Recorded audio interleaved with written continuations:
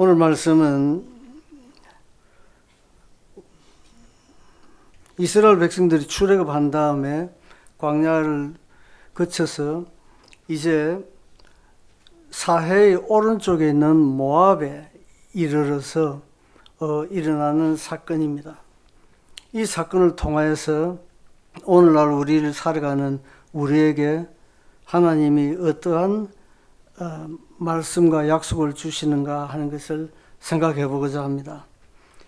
저는 2001년도에 그러니까 새천년이 열리는 그 해에 막연하게나마 뭔가 새천년에는 좋은 일이 있지 않을까 하는 그런 희망을 가져봤습니다.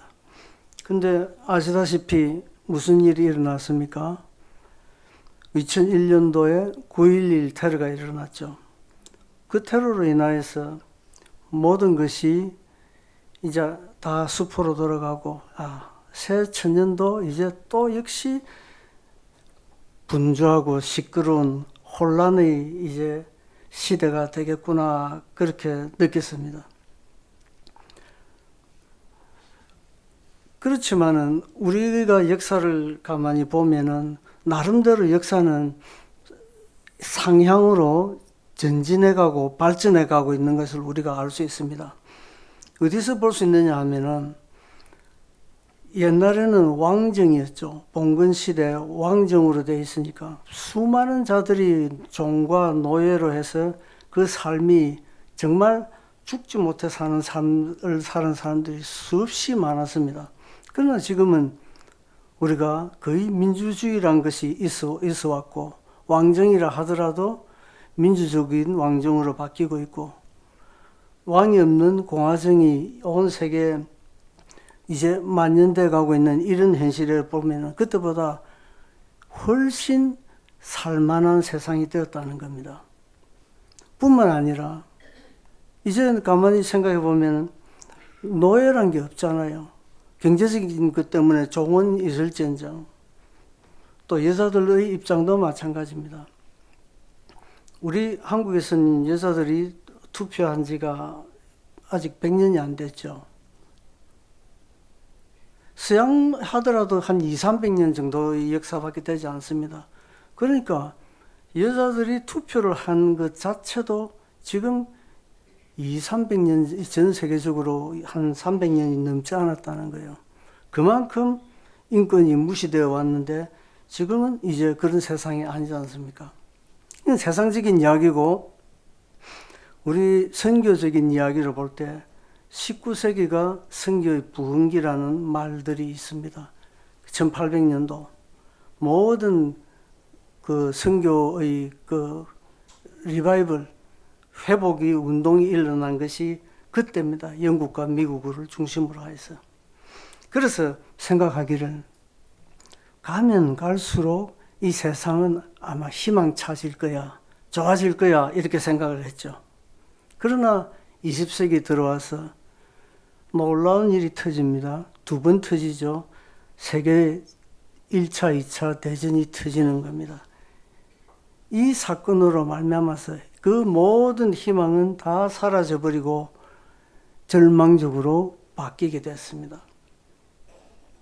그래서 이런 걸 볼 때 후천년왕국설이라 하는 것, 방금 말씀드린 대로 기독교 내에서도 갈수록 예수님의 재림에 가까워질수록 이 세상이 선교적으로 모든 것이 바뀌면서 주님이 오시기에 합당한 그런 세상으로 바뀔 거야 하는 그러한 생각을 가지는 자들이 있었는데 아닌 것이었습니다. 그래서 오히려 많은 학자들은 무천년왕국을 주장하는 자들도 꽤 있습니다. 무천년왕국이란 말은 천년왕국이 없다는 뜻이 아니고 이미 실현된 천년왕국이라는 뜻입니다. 무슨 말이냐면은 예수님 오신 다음에 이 신약 시대, 이 교회 시대가 성경에서 말하는 그 계시록에서 말하는 천년왕국이라고 해석을 하는 것입니다. 나름대로 근거는 있습니다. 이 지금 우리가 2000년 동안 이 세월에 수많은 전쟁이 있었고 없는 시대가 없었습니다. 또 온 세계가 기근으로서 굶주림이 있었으며 재앙이 있었고 또한 역병들이 있어가지고 수많은 환란을 우리가 인류들이 받아왔습니다. 그렇기 때문에 우리 신약교회 시대, 지금 이 예수님 부활승천하신 이후로 지금 2000년간이 지금 이러한 환란의 시기인 것이다 라고 이야기하고 있는 것입니다. 신앙 여건도 많이 악화됐습니다. 나름대로 기독교가 부흥해 가고 있는 그 와중에도 지금 우리가 이제 앞으로 보게 되면은 이슬람의 그 교세가 막강해져 가면서 뿐만 아니라 종교다원주의라는 새로운 사고로 인해서 이제 예수님만이 구세주라 하는, 예수님만이 그리스도라 하는 이러한 말이 참 기독교 내에서도 많은 도전을 받고 있습니다.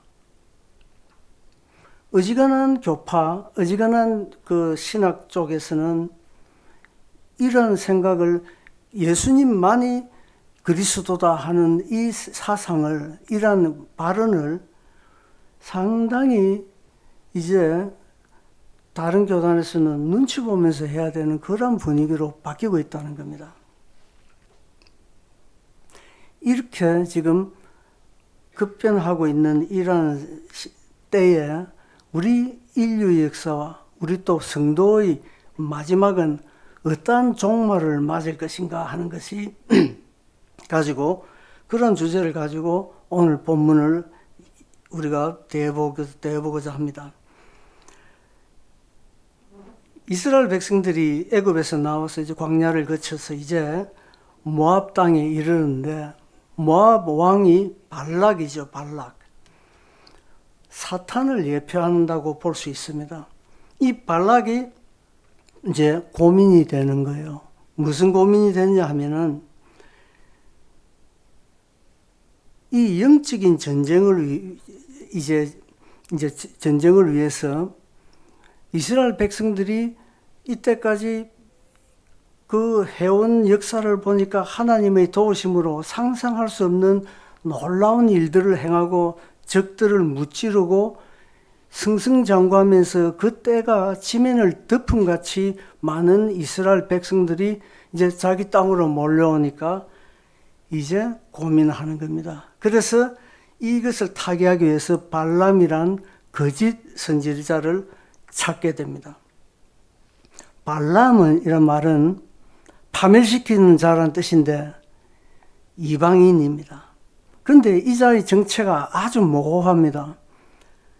어떻게 말하면은 하나님을 아는 것 같기도 하고 모르는 것 같기도 하면서 하나님에 대해서 순종하는 것 같기도 하다가 세상에 피동되는 그러한 묘한 인격체인 것이 그런 존재가 발람입니다.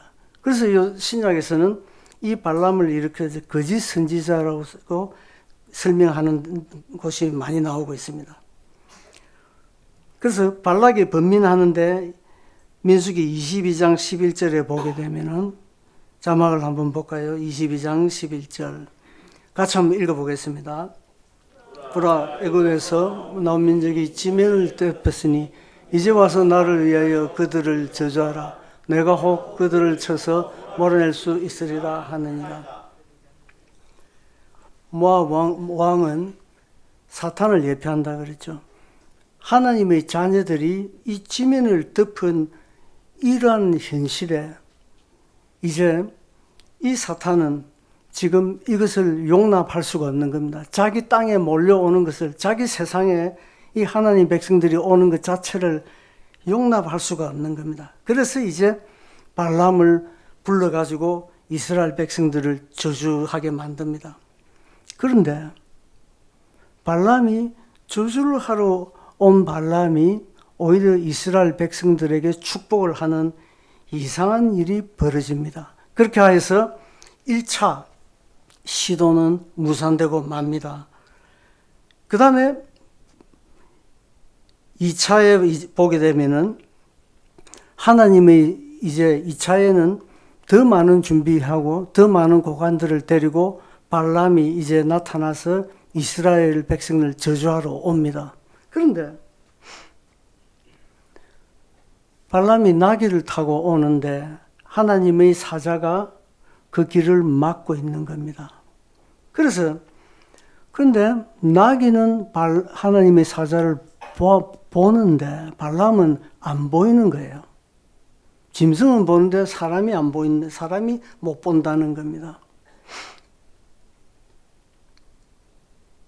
그래서 나귀가 앞으로 가지 않냐고 하나님의 사자를 보고 두려워서 벽으로 붙어서 가고 이러니까 발람이 그 나귀를 탔으니까 그 벽에다가 다리가 끼일 것 아닙니까? 화가 나가지고 몽둥이로 나귀를 때립니다. 근데 나귀가 말을 해요. 이 시대가 아담 하와 때도 아니고 출애굽 이후의 시대인데 내가 언제 당신에게 거역한 적이 있었느냐? 그러니까 발람이 먼저 말을 하기를 내가 몽둥이가 아니고 칼이 있었으면 널 당장 죽였을 것이라고 이야기를 하는데 나귀는 그렇게 말하는 발람에게 내가 한 번이라도 당신에게 거역한 적이 있었느냐? 오히려 그렇게 이야기합니다. 이상한 일이죠.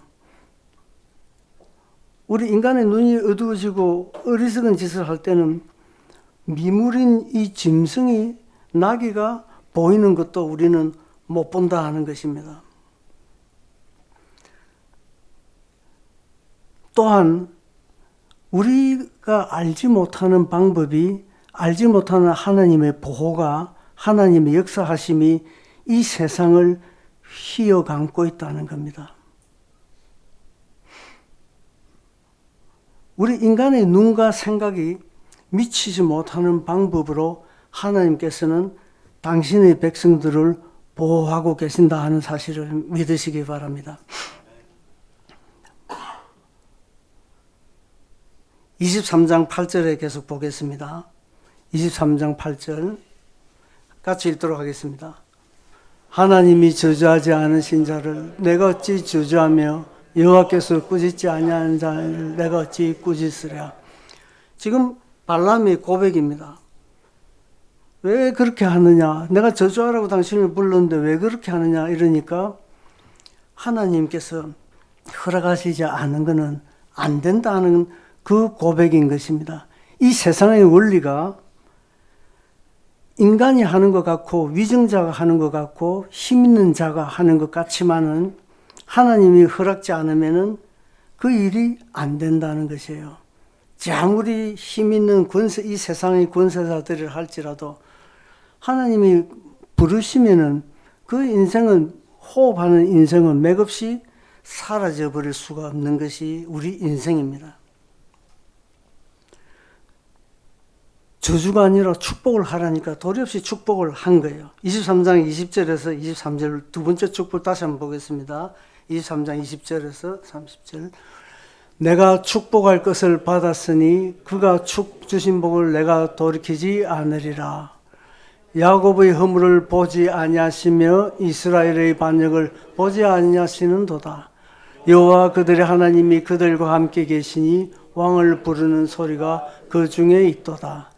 하나님이 그들을 애굽에서 인도하여 내셨으니 그의 힘이 들소와 같도다.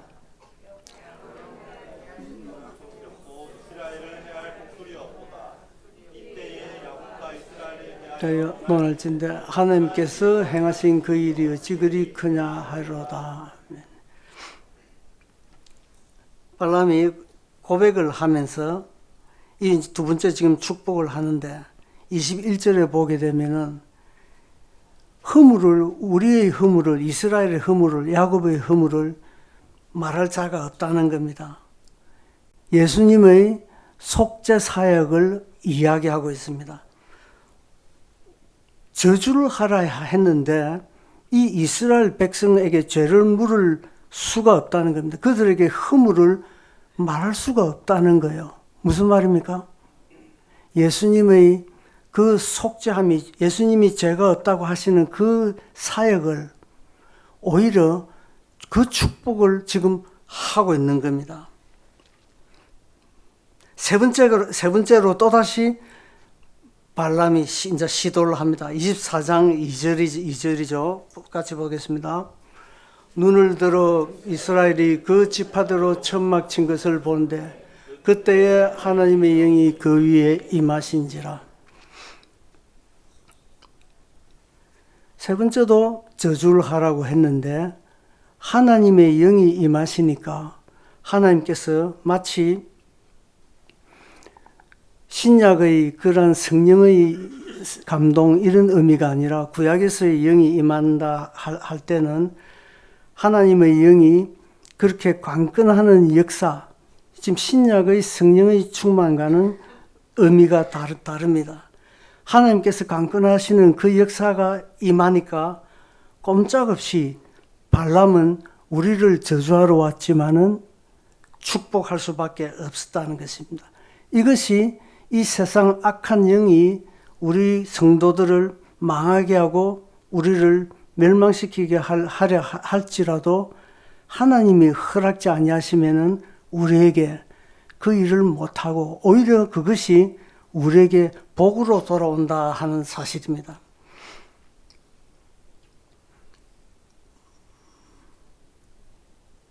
사탄이 아니라 하나님이 모든 이 세상을 움직이는 주인이시다 하는 것을 믿으시기 바랍니다. 24장 9절에 보면은 하나 더 봅시다. 9절에 보면은 수사자와 같고 암사자와도 같으니 일으킬 자 누구랴. 너를 축복하는 자마다 복을 받을 것이요 너를 저주하는 자마다 저주를 받으리로다. 저 하반절 말씀에 어디 본 듯 좀 안면이 있는 말씀 아닙니까? 너를 축복하는 자에게 축복하고 너를 저주하는 자에게 저주를 받는다. 어디에 있는 말씀이죠? 예, 창세기죠. 창세기 12장 3절이죠. 아브라함 언약입니다. 아브라함 언약을 재확인하는 거예요. 신기하죠? 저주를 하러 온 이방의 거짓 선지자 발람이 아브라함의 그 언약을 이스라엘 백성한테 재확인시켜주고 있는 겁니다. 하나님께서 역사하셔서 바꾸시면은 저주를 하러 온 자가 오히려 이러한 축복의 말씀을 다시 확인시켜주고 있더라는 겁니다. 그러니까 24장 13절에 화가 났죠. 모압 왕이. 그래서 23장 13절에 보면은 뭐라고 발람이 대답하느냐 같이 읽겠습니다. 발락이 그 집에 가득한 은금을 내게 줄지라도 나는 여호와의 말씀을 어기고 선악간에 내 마음대로 행하지 못하고 여호와께서 말씀하신 대로 말하라 하지 않았나이까. 지금 발람이 깝깝해서 하는 이야기예요. 그러니까 내 마음 나도 모르겠다는 겁니다. 내가 도대체 왜 이러는지 나도 모르겠다는 거예요. 저주하러 와놓고 3번이나 이렇게 하나님의 백성들을 축복을 하는 이 과정이 내가 왜 이렇게 돼가지고 하는 것이 내 마음 나도 모르겠다 하는 것입니다.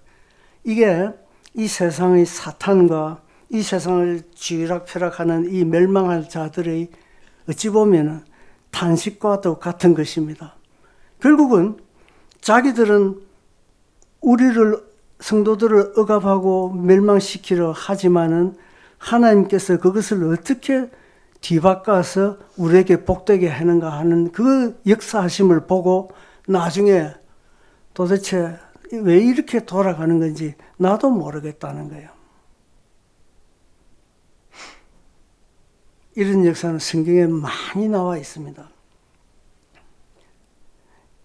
에스더의 역사에서도 우리가 하만과 모르드게의 그 뒤바뀌는 역사 마치 그거와 똑같은 것입니다.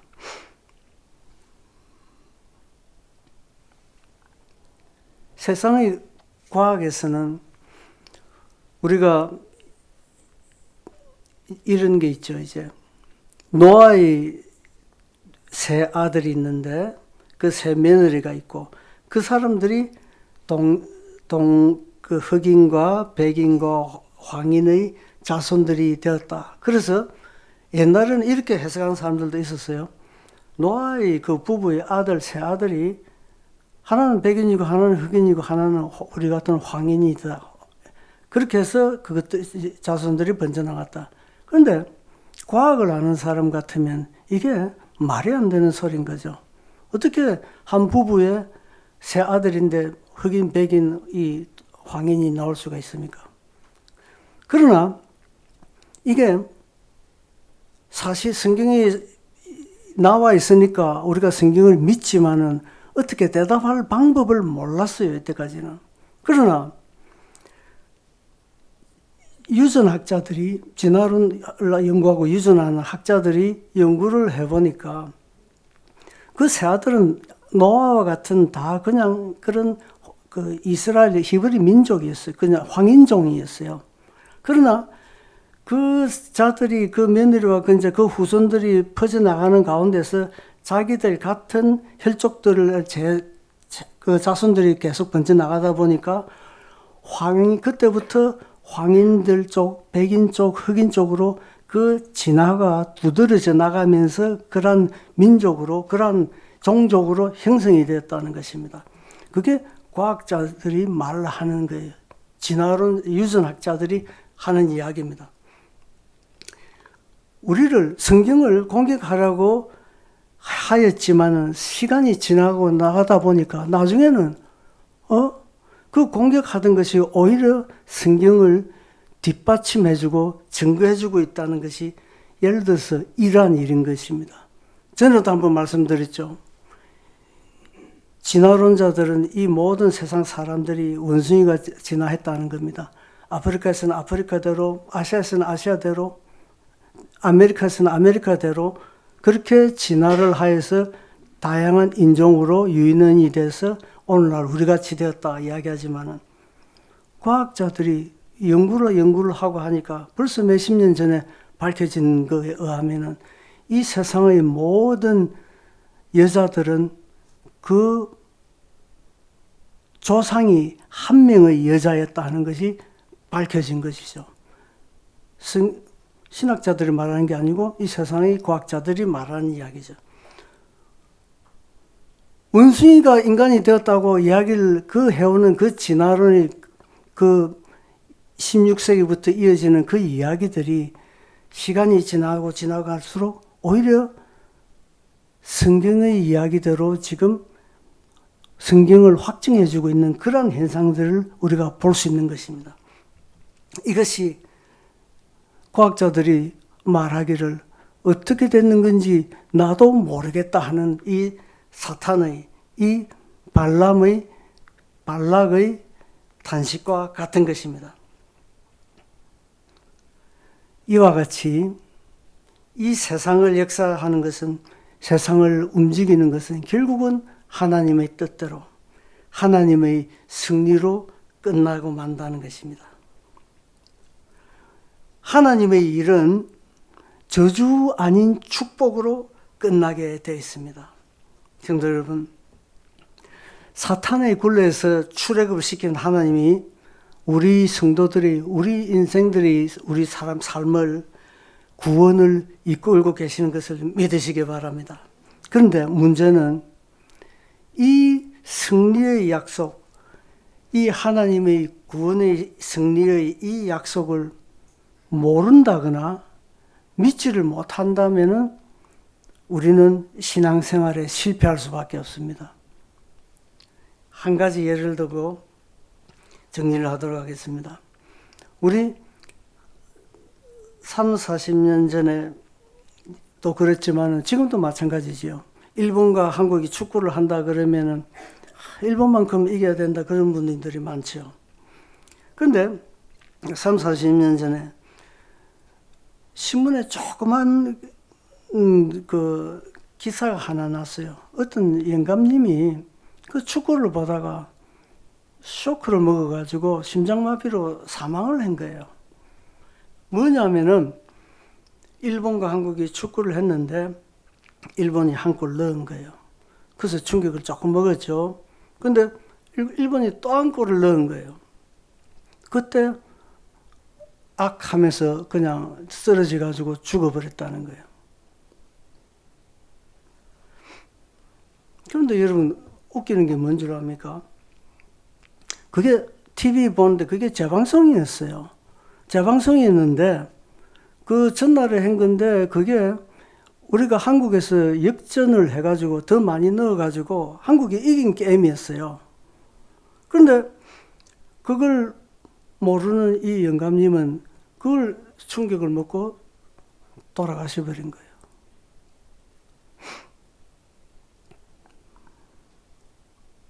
만약에 한국이 이겼다는 걸 알았더라면 그냥 느긋하게 한국을 먹고 또 한국이 또 먹고 이러면은 더 이상 더 나중에 흥미진진하게 되는구나 하면서 소파에 느긋하게 반쯤 누워가지고 그걸 즐기고 있었을 텐데 그걸 모르니까 그냥 마음이 쫄여가지고 그렇게 돼버린 거예요. 우리 삶도 우리 성도 여러분들의 삶도 우리도 마찬가지인 겁니다. 이미 이기신 주님이 우리를 그의 장중에 붙드시고 우리를 이스라엘 백성들을 이렇게 인도하듯이 우리 오늘도 지금도 우리의 삶을 이렇게 붙들고 계시면서 우리를 천국 백성으로 지금 인도하고 계시는데 이걸 모르거나 믿지 못한다면 그저 눈앞에 보이는 것들 때문에 혼란하고 마음을 다 빼앗기고 만다는 것입니다.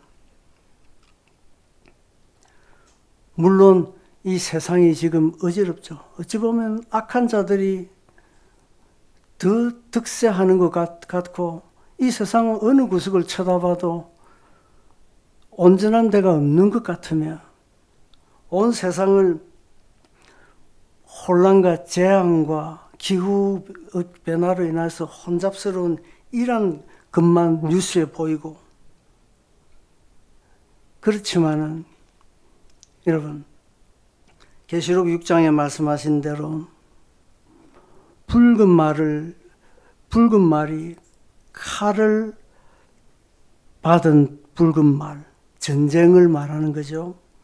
그리고 저울을 받은 검은 말, 흉년을 기근을 말하는 것입니다. 그리고 청황색 말이 있는데 그 청황색 말은 재앙과 역병으로 인해서 사망을 말하죠. 이것들이 등장하여서 땅의 4분의 1을 건설을 얻어가지고 온 이 환란을, 이 재앙을 일으키고 있지만은 그러나 면류관을 받았던 흰말을 탄 자가 결국은 승리를 하더라는 말씀이 계시록 6장에 나와 있습니다. 우리가 종말이 어떻게 될 것인가? 지금 보기에는 비관적인 것, 낭망적인 것밖에 없지만은 어떻게 이 종말이 끝나갈 것인가 하는 것을 이 말씀의 약속을 우리가 믿을 때에 우리가 인내할 수 있습니다. 세상 역사도 뿐만 아니라 우리 인생살이도 마찬가지입니다. 우리 각자가 다 시련이 있습니다. 그렇지만 종국에 가서는 사탄은 실패하고 예수 그리스도의 승리만 있을 뿐인 것입니다. 여러분, 부디 항상 구원의 확신을 가지고 우리 마음속에 있는 근심을 떨쳐내시 버리시기 바랍니다. 주 안에서 평안을 누리는 그러한 성도들 되시기를 축원합니다. 사랑하시는 주님, 이스라엘 백성들이 출애굽한 다음에 광야를 방황하며 여러 가지 고난을 당하지만은 우리 하나님께서는 불기둥과 구름기둥으로 항상 인도하여 주시고 그들을 만나로 먹이셨으며 그들을 대적으로부터 구하여 주셨으며 우리 인간이 생각할 수 없는 놀라운 방법으로 그들을 기어코 가나안 땅에 들인 것 같이 아버지, 여기에 모인 우리 성도들 이 세상이 혼란한 것과 이 세상의 여러 가지 혼란과 시련 가운데 있사오나 아버지여, 주님께서 이스라엘 백성을 은혜로 인도하였듯이 우리 각자 한 사람 한 사람의 삶을 주여 친히 인도하고 주장하여 주시옵소서. 사랑하시는 주님, 여기에 모인 귀한 주의 성도들, 그들의 삶 가운데서 우리 하나님을 보게 하여 주시고, 이 세상을 보지 못하나 우리 성도들의 눈에는 하나님께서 어떻게 역사하시며 나를 위하여서 어떠한 사랑을 베푸셨다 하는 것을 주여 보게 하는 영의 눈을 허락하여 주시옵소서. 그리하여서 항상 담담을 주시고 이 세상을 이기고 세상으로 인하여서 고민하고 갈등하고 낭망하지 않냐고 이 세상을 능히 이길 수 있는 그러한 성도들로 아버지 인도하여 주시옵소서. 우리의 젊은 자들을 아버지께서 붙들어 주시고 그들의 진로를 아버지께서 붙들어 주시고 고통 가운데 있는 자들 주님께서 주님의 때에 주님의 방식으로 주여 치유하여 주시옵소서. 이 모든 말씀 우리 주 예수님 이름 의지하여 기도드리옵나이다. 아멘.